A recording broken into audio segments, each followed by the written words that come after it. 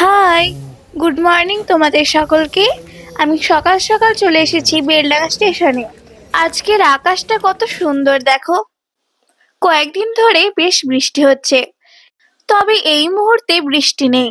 ঝলমলে রোদে আকাশটা অপূর্ব সুন্দর লাগছে।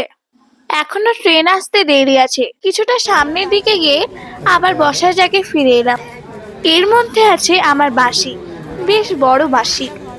বাবার সঙ্গে আমি যাব কাশিম বাজার স্টেশন।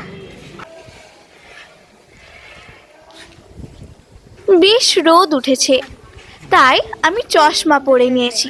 ট্রেনের টাইম হয়ে গেছে, এবার মনে হচ্ছে ট্রেন আসবে।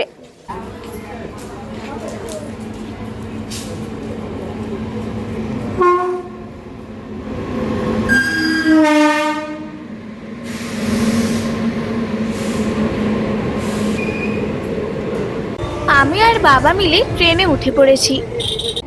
সবুজ প্রকৃতির মধ্য দিয়ে ট্রেন চলেছে।